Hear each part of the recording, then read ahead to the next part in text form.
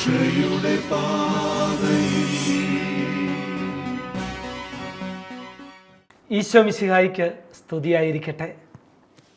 പ്രിയപ്പെട്ട കുഞ്ഞുങ്ങളെ, മതബോധനത്തിൻ്റെ ഈ കൂട്ടായ്മയിലേക്ക് എല്ലാവരെയും ഒരിക്കൽ കൂടി സ്വാഗതം ചെയ്യുകയാണ്. നമുക്ക് പ്രാർത്ഥിച്ച് തുടങ്ങാം. ഒരു നിമിഷം നിങ്ങളായിരിക്കുന്ന സ്ഥലങ്ങളിൽ നമുക്ക് കണ്ണുകളടയ്ക്കാം. ഈശോയുടെ സന്നിധിയിലേക്ക് പൂർണ്ണമായും നമുക്ക് നമ്മളെ സമർപ്പിക്കാം. എൻ്റെ ഈശോയെ, ക്രൈസ്തവ ജീവിതമെന്നത് എളുപ്പമുള്ളതല്ല എന്ന് ഞാൻ അറിയുന്നു. എൻ്റെ ഈ ചെറിയ ജീവിതകാലത്ത് തന്നെ അങ്ങെന്നെ പഠിപ്പിച്ചിരിക്കുന്ന, സഭ എന്നെ പഠിപ്പിച്ചിരിക്കുന്ന മതബോധന വേദിയിൽ നിന്നും ഇടവകയിലെ വചനത്തിൽ നിന്നും ഞാൻ കേട്ടിരിക്കുന്ന കാര്യങ്ങൾ ജീവിക്കാൻ ഞാൻ ശ്രമിക്കുമ്പോൾ അതത്ര എളുപ്പമുള്ള കാര്യമല്ലെന്ന് ഞാൻ തിരിച്ചറിയുന്നു. ഞാൻ ബലഹീനനാണ് എൻ്റെ ഈശോയെ. എന്നാൽ നിൻ്റെ സഹായത്തോടു കൂടി ഏത് തടസ്സങ്ങളെയും അതിജീവിക്കാൻ എനിക്ക് കഴിയുമെന്നും അറിയാം. അവിടുത്തെ ചൈതന്യത്താൽ എന്നെ നിറയ്ക്കണമേ. ഇന്നത്തെ ഈ മതബോധനത്തിൻ്റെ ഈ സമയം മുഴുവനും അങ്ങൻ്റെ കൂടെ ഉണ്ടായിരിക്കണമേ. എന്താണോ ഞാൻ ഈ കേൾക്കുന്ന കാര്യത്തിൽ നിന്നും എന്നിലേക്ക് സ്വാംശീകരിക്കാൻ അങ്ങ് ആഗ്രഹിക്കുന്നത്, എന്നിൽ ശക്തിപ്പെടുത്താൻ അങ്ങ് ആഗ്രഹിക്കുന്നത്, ആ പദ്ധതിയിലേക്ക് എന്നെ ചേർത്ത് നിർത്താൻ എന്നെ സഹായിക്കണമേ. പരിശുദ്ധാത്മാവിനെ അയച്ച് എന്നെ ഉദ്ദീപിപ്പിക്കണമേ. പരിശുദ്ധ അമ്മേ, മാതാവേ, എൻ്റെ കൂടെ ഉണ്ടാവണമേ. പിതാവിൻ്റെയും പുത്രൻ്റെയും പരിശുദ്ധാത്മാവിൻ്റെയും നാമത്തിൽ ആമേൻ. പ്രിയപ്പെട്ട മക്കളെ, സാമൂഹ്യ തിന്മകൾക്കെതിരെയുള്ള ക്രൈസ്തവ പ്രതിരോധത്തെക്കുറിച്ചാണ് നമ്മൾ ഇന്ന് ചിന്തിക്കാൻ പോകുന്നത്. സമൂഹം തിന്മയുള്ളതാണോ? നന്മയുണ്ടെങ്കിൽ തിന്മയുമുണ്ട്. സംശയമുണ്ടോ? നിങ്ങളൊന്ന് ചിന്തിച്ചു നോക്കിക്കേ. സമൂഹത്തെ ആരാണ് രൂപപ്പെടുത്തുന്നത്? ഞാനും നിങ്ങളുമൊക്കെ സമൂഹത്തിൻ്റെ ഭാഗമാണ്, അല്ലേ? നമ്മളെപ്പോലുള്ള മനുഷ്യരാ, മജ്ജയും മാംസവും ഒക്കെയുള്ള, കുറ്റങ്ങളും കുറവുകളും നന്മകളും എല്ലാമുള്ള നമ്മളെപ്പോലുള്ള മനുഷ്യരാൽ രൂപപ്പെടുന്നതാണ് സമൂഹം എന്ന് പറയുന്നത്. എന്നിലെ നന്മ സമൂഹത്തിലേക്ക് ഇറങ്ങുമ്പോൾ സമൂഹത്തിൻ്റെ നന്മയാകുന്നുണ്ടെങ്കിൽ, എന്നിലെ തിന്മ സമൂഹത്തിലേക്ക് ഇറങ്ങുമ്പോൾ, ഞാൻ ആ സമൂഹത്തിൻ്റെ ഭാഗമാകുമ്പോൾ അത് സമൂഹത്തിന് തിന്മയുടെ ഭാഗമായിട്ട് വരാം. ഉണ്ട് പ്രിയപ്പെട്ട മക്കളെ. ഇവിടെയാണ് ഒരു ക്രൈസ്തവൻ്റെ ജീവിതത്തിൻ്റെ വിളിയുടെ രണ്ടാമത്തെ ഒരു വശം വരുന്നത്. നന്മയിലേക്ക് മറ്റുള്ളവരെ നയിക്കുന്നത് പോലെ തന്നെ സാമൂഹിക തിന്മകളിൽ നിന്നും, സാമൂഹിക തിന്മകൾക്കെതിരെ പ്രതികരിക്കാനും സാമൂഹിക തിന്മകളിൽ നിന്നും മറ്റുള്ളവരെയും നമ്മളെയും സംരക്ഷിക്കാനുമുള്ള വലിയൊരു ഉത്തരവാദിത്വം ഓരോ ക്രൈസ്തവനുമുണ്ട്. അതിന് ജാതിയുടെയോ മതത്തിൻ്റെയോ വർഗത്തിൻ്റെയോ വർണ്ണത്തിൻ്റെയോ ഒരു വ്യത്യാസവുമില്ല. അപ്പോൾ നിങ്ങൾ സ്വാഭാവികമായിട്ടും ചിന്തിക്കുന്നുണ്ട്, ഈ സാമൂഹിക തിന്മ എന്ന് പറഞ്ഞാൽ എന്താ? വ്യക്തിപരമായ തിന്മയ്ക്ക് സമാനമാണോ? സാമൂഹിക തിന്മ എന്ന് പറയുന്നത് ഏറെ പേരുടെ, ഒന്നിൽ കൂടുതൽ ആൾക്കാരുടെ, അല്ലെങ്കിൽ ഒരു സമൂഹത്തിന്റെ പാപത്തിൽ നിന്ന് ഉത്ഭവിക്കുകയും നിലനിൽക്കുകയും നിരവധി പേരുടെ നാശത്തിന് കാരണമാവുകയും ചെയ്യുന്ന വളരെ വ്യവസ്ഥാപിതമായ സാമൂഹിക സംവിധാനങ്ങളെ, ശക്തികളെയൊക്കെയാണ് സാമൂഹിക തിന്മകൾ നമ്മൾ പറയുന്നത്. രണ്ടാം ലോകമഹായുദ്ധത്തിന് കാരണഭൂതനായ ഹിറ്റ്ലറുടെയും ആ നാസി കൂട്ടായ്മയുടെയും ചിന്തകള് ഒരു സമൂഹത്തിലേക്ക് ഇറങ്ങിയപ്പോൾ അതൊരു രാജ്യത്തിന് മാത്രമല്ല, ഒരു സമൂഹത്തിന് മാത്രമല്ല, ലോകം മുഴുവനുമുള്ള വിനാശത്തിലേക്ക് നയിക്കുകയുണ്ടായി. ഇപ്രകാരം വ്യക്തികളുടെ മനസ്സിൽ ഉദിക്കുന്ന തലതിരിഞ്ഞ ആശയങ്ങൾ അതെന്റെയും നിങ്ങളുടെയും ആവാം. ഉദാഹരണത്തിന് പെട്ടെന്ന് നമ്മൾ കുറെ ആൾക്കാർ കൂടി പറയുക, ഭാരതം എന്ന് പറയുന്നത് ഇന്ന ആൾക്കാരുടെയാ. ആണോ? ഓരോ ഭാരതീയന്റെയും, അല്ലേ? അങ്ങനെ തലതിരിഞ്ഞ ചില ആശയങ്ങൾ ഒരു വ്യക്തിയുടെ മനസ്സിലുണ്ടായി ഒരു കൂട്ടത്തിന്റെ മനസ്സുകളിലേക്ക് അത് പകർത്തിവിടുമ്പോൾ സ്വാഭാവികമായിട്ടും അവിടെ തീവ്രമായ ആശയങ്ങൾ ഉണ്ടാവുന്നു. അത് മറ്റുള്ളവരുടെ നാശത്തിലേക്ക് നയിക്കുന്നു. അതുപോലെ തന്നെ മനുഷ്യജീവൻ എന്ന് പറയുന്നത് കേവലം വിലയില്ലാത്ത, അല്ലെങ്കിൽ നമ്മൾ ആസ്വദിച്ച് തീർക്കേണ്ട ഒന്നാണെന്ന് കുറെ പേരുടെ മനസ്സിലുണ്ടാവുന്നു. ആ രീതിയിലുള്ള ജീവിതത്തിലേക്ക് സമൂഹത്തെ നയിക്കുന്നു. സ്വാഭാവികമായിട്ടും മനുഷ്യജീവന് അത് ഭീഷണിയാവുന്നു. ഇപ്രകാരം ഒരു കൂട്ടത്തിന്റെ ചിന്തകളിൽ നിന്നും പ്രവൃത്തികളിൽ നിന്നും ഉണ്ടാവുന്നതാണ് സാമൂഹ്യ തിന്മകൾ എന്ന് പറയുന്നത്. അതിനെ വളരെ വ്യക്തമായിട്ട് ജോൺ പോൾ രണ്ടാമൻ മാർപ്പാപ്പയുടെ സാമൂഹിക ഔത്സുക്യമെന്ന ചാക്രിക ലേഖനം 36-ാം നമ്പറിൽ ഇപ്രകാരം പറയുന്നുണ്ട്: മനുഷ്യഹൃദയങ്ങളിൽ ആരംഭിക്കുന്ന പാപം കാലക്രമേണ സാമൂഹ്യ വ്യവസ്ഥിതികളെ ജീർണിപ്പിക്കുകയും സാമൂഹ്യ ജീവിതത്തെ ആകമാനം സ്വാധീനിക്കുകയും ചെയ്യുന്നു. ഇത് തുടങ്ങുന്നത് എവിടുന്ന? മനുഷ്യഹൃദയങ്ങളിൽ നിന്നാ, എന്നെയും നിങ്ങളെയും ഒക്കെ പോലെ. അത് ക്രമേണ വ്യാപിച്ച്, നമ്മൾ പറയും എപ്പോഴും കോവിഡ് ഉത്ഭവം എന്ന് പറയുന്ന ഒരു വ്യക്തിയിൽ നിന്ന് തുടങ്ങിയതാണ്, അല്ലേ? ഇപ്പൊ നോക്കി, ലോകം മുഴുവനും കോവിഡിനാൽ ബാധിക്കപ്പെട്ടിരിക്കുക. അതുപോലെ തന്നെ നമ്മൾ പറയുക അത് ചൈനയിൽ തുടങ്ങിയതാ, ശരിയാ. ഇനി അതിനും തർക്കമുണ്ട് കേട്ടോ. ഞാൻ പറഞ്ഞു എന്നുള്ളത് കൊണ്ട് ചൈനയെ ആരും നിങ്ങൾ ദ്വേഷിക്കാൻ പോകണ്ട. പക്ഷെ തുടങ്ങിയത് അവ പ്രദേശത്ത് നിന്ന് തുടങ്ങിയ ഒരു സാധനം, അല്ലേ? ഒരു ലാബിൽ നിന്ന് തുടങ്ങിയതെന്നൊക്കെ പറയുന്നു. ശരിയോ തെറ്റോ നമുക്കറിയില്ല. പക്ഷെ എവിടുന്ന് തുടങ്ങി? ഇന്ന് ലോകം മുഴുവൻ വ്യാപിച്ചതുപോലെ. ഇതിന് സമാനമാണ് സാമൂഹ്യ തിന്മ എന്ന് പറയുന്നത്. പരിശുദ്ധ പിതാവ് പറയുന്നു. മാത്രമല്ല, അത് മറ്റു പാപങ്ങൾക്ക് കാരണമാകുന്നു. കോവിഡ് വരുന്നവൻ പനി പിടിച്ച് കിടക്കുക മാത്രമല്ല, അവന്റെ വൃക്ക നശിച്ച് മരിക്കുന്നുണ്ട്, അവന്റെ ലിവർ നശിച്ച് മരിക്കുന്നുണ്ട്, ഹാർട്ട് നിന്ന് മരിക്കുന്നുണ്ട്. നോക്കിയേ, ഈ കോവിഡ് മൂലമുണ്ടാവുന്ന ആ ഒരു പ്രശ്നത്തിന്റെ തുടക്കം മറ്റ് ഇതര ശരീരഭാഗങ്ങളിലേക്ക് വ്യാപിക്കുകയും അതിന്റെ പ്രശ്നമാവുകയും മനുഷ്യൻ മരിക്കുന്ന സ്ഥിതിയിലേക്ക് എത്തുകയും ചെയ്യുന്ന പോലെ തന്നെ വ്യക്തികളുടെ പെരുമാറ്റത്തെ ദോഷകരമായി സ്വാധീനിക്കുകയും ചെയ്യുന്നു.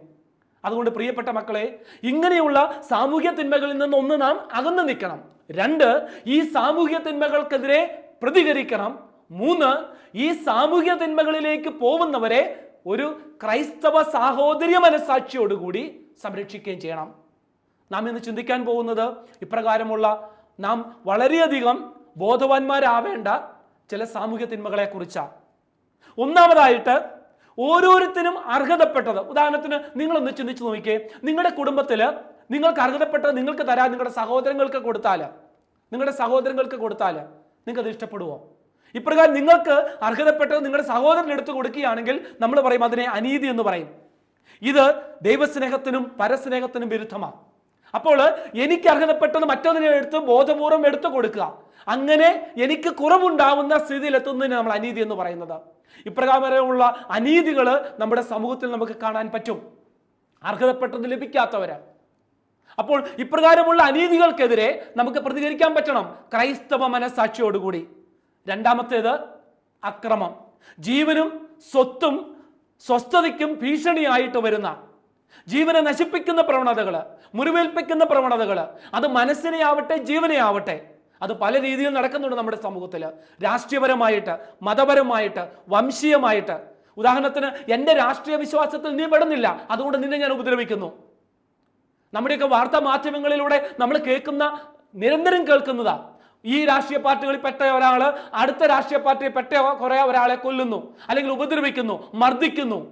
അല്ലെങ്കിൽ മതപരമായിട്ട്, നീ എൻ്റെ മതത്തിൽ വിശ്വസിക്കാത്തത് കൊണ്ട് നീ ജീവിക്കണ്ട, എൻ്റെ മതത്തിലേക്ക് നീ വരിക, അല്ലെങ്കിൽ നിന്നെ ഞാൻ ഉപദ്രവിക്കുന്നു. ഈ ഒരു ഭീഷണിയുടെ സ്വരങ്ങൾ.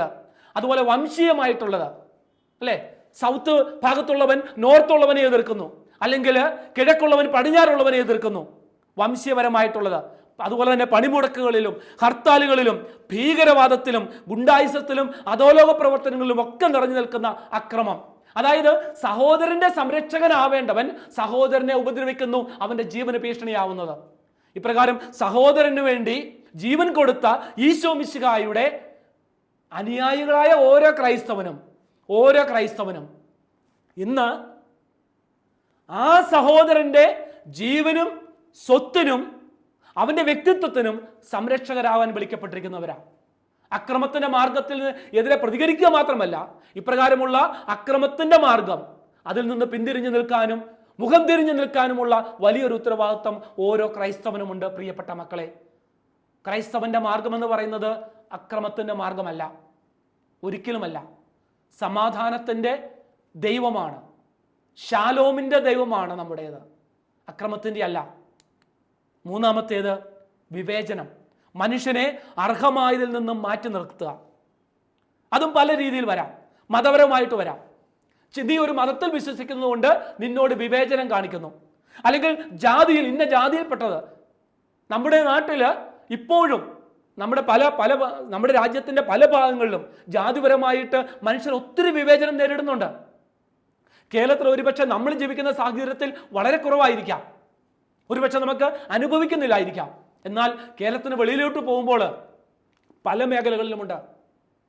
നമ്മൾ കുറച്ച് വർഷങ്ങൾ പുറകോട്ട് പോയാൽ ഒരുപക്ഷെ നിങ്ങളുടെയൊക്കെ ഗ്രാൻഡ് പേരൻസിൻ്റെ ഒക്കെ, അല്ലേ, മുത്തശ്ശിയുടെയൊക്കെ ഒരു കാലഘട്ടത്തിൽ, അവരുടെയൊക്കെ ചെറുപ്പത്തിൽ തൊട്ടുകൂടായ്മയും തീണ്ടൽക്കൂടായ്മയും ഒക്കെ ഉണ്ടായിരുന്ന ഒരു പ്രദേശമാണ് കേരളം എന്ന് പറയുന്ന നമ്മുടെ ഈ നാട് പോലും, സാക്ഷരതയുടെ ഈ നാട് പോലും.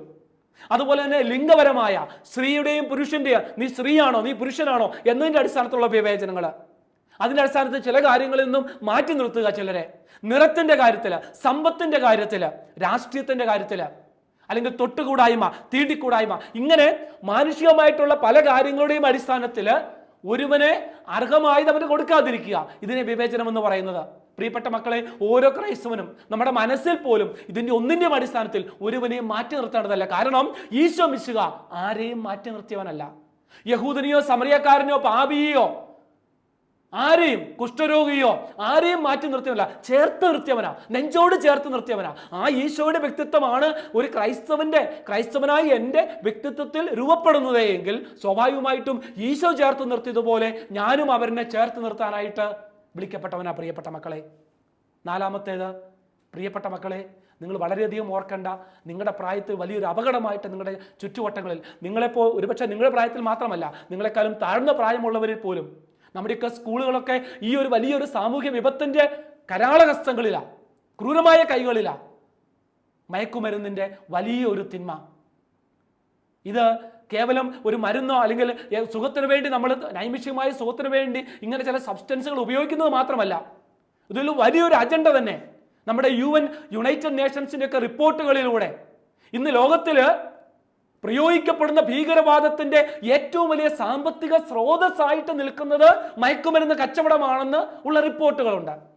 അങ്ങനെയെങ്കിൽ പ്രിയപ്പെട്ട മക്കളെ, അത് ആഗോളതലത്തിലുള്ള കാര്യങ്ങൾ നമ്മുടെയൊക്കെ ചുറ്റുവട്ടങ്ങളിലേക്ക് വന്നേ. ഒരുപക്ഷെ നിങ്ങളുടെയൊക്കെ സുഹൃത്തുക്കള്, നിങ്ങളുടെ ബന്ധുമിത്രാദികൾ, ഒരുപക്ഷെ എന്നെ കേൾക്കുന്ന കുഞ്ഞുങ്ങളെ നിങ്ങൾ ആരും അതിലേക്ക് വരാതിരിക്കട്ടെ എന്ന് തമ്പുരാനോട് ഞാൻ കേണ് പ്രാർത്ഥിക്കുകയാണ്. പ്രിയപ്പെട്ട മക്കളെ, അടുത്തതായിട്ട് ഒരു വ്യക്തിയെ സ്ത്രീ എന്ന നിലയിൽ, ഒരു സ്ത്രീ ആയതുകൊണ്ട് അവൾക്ക് അർഹതപ്പെട്ട കാര്യങ്ങളിൽ നിന്ന് മാറ്റി നിർത്തുക, അല്ലെങ്കിൽ ഒരു സ്ത്രീയുടെ ശാരീരികമായിട്ടുള്ള ബലഹീനത അല്ലെങ്കിൽ ശാരീരികമായ ശക്തിയിൽ ചില കുറവുകൾ ഉള്ളത് കൊണ്ട് അവളെ കരുത്തുകൊണ്ട് ആക്രമിക്കുകയും കരുത്തുകൊണ്ട് മാറ്റി നിർത്തുകയും ചെയ്യുന്ന സ്ത്രീ പീഡനമെന്ന സാമൂഹ്യ തിന്മ ഓരോ ദിവസത്തെയും നമ്മുടെ വാർത്താ മാധ്യമങ്ങൾ നമുക്ക് റിപ്പോർട്ട് ചെയ്യുന്നത് എത്ര കേസുകളാണ്. ശാരീരികമായ പീഡനങ്ങൾ, മാനസികമായ പരാജയപ്പെടുത്തലുകൾ, നീ ഒരു പെണ്ണല്ലേ, നിന്നെ ഒന്നിനും കൊള്ളില്ല, അല്ലെങ്കിൽ നീ ഒരു രണ്ടാം കിടക്കാരിയാണ് എന്നുള്ള രീതിയിലുള്ള പരിഹാസങ്ങൾ, സാമൂഹ്യമായ അവഗണനകൾ, സ്ത്രീകളെ അവരുടെ ഏറ്റവും ഉദാത്തമായ നിലയിൽ അവരോട് പെരുമാറിയ വ്യക്തി, അതിന് മാതൃക കാണിച്ചു തന്നയാളാണ് ഈശോ മിശിഹായെ ഫോളോ ചെയ്ത് അല്ലെങ്കിൽ പിന്തുടർന്നവരിൽ നല്ലൊരു ഭൂരിഭാഗം പേരും സ്ത്രീകളായിരുന്നു. സ്ത്രീകളോട് എങ്ങനെ പെരുമാറണം, എങ്ങനെ അവരെ നമ്മുടെ കൂടെ കൊണ്ടുപോകണം എന്നുള്ളതിനെ കുറിച്ച് ഏറ്റവും നല്ല മാതൃക കാണിച്ച വ്യക്തിയാണ് ഈശോ മിശിഹ. സ്ത്രീക്കും പുരുഷനും തമ്മിൽ വേർതിരിവുകൾ ഇല്ലാത്ത ഒരു സമൂഹം, ആ വേർതിരിവുകൾ ഒരു ക്രൈസ്തവന്റെ മനസ്സിൽ പോലും ഉണ്ടാവാൻ പാടില്ല. ഇനി സ്ത്രീകൾക്കെതിരെ ഉണ്ടാവുന്ന പീഡനങ്ങൾ പോലെ തന്നെയുണ്ട് പുരുഷന്മാർക്കെതിരെയും ചില കേസുകളിലാണ്. അപ്പോൾ ഇപ്രകാരം ലിംഗപരമായിട്ടുള്ള ഈ വിവേചനങ്ങളും അനീതികളും നമ്മൾ ഒഴിവാക്കേണ്ടതാണ്. പ്രിയപ്പെട്ട മക്കളെ, നമ്മൾ ഇന്നത്തെ ക്ലാസ്സിൽ ഏതാനും ചില സാമൂഹ്യ തിന്മകളെ കുറിച്ചാണ് നമ്മൾ കണ്ടത്. നമുക്ക് ഈ ഒരാഴ്ച നമുക്കൊന്ന് ചിന്തിച്ചു നോക്കാം. ഏതെങ്കിലും വിധത്തിൽ ഈ അനീതികളും ഈ തിന്മകളും എൻ്റെ മനസ്സിലേക്ക് ആഴ്ന്നിറങ്ങിയിട്ടുണ്ടോ, എൻ്റെ മനസ്സിൻ്റെ ഏതെങ്കിലും ഒരു കോണിലേക്ക് പ്രവേശിച്ചിട്ടുണ്ടോ എന്നുള്ളത് നമുക്കൊന്ന് ചിന്തിച്ചു നോക്കാം.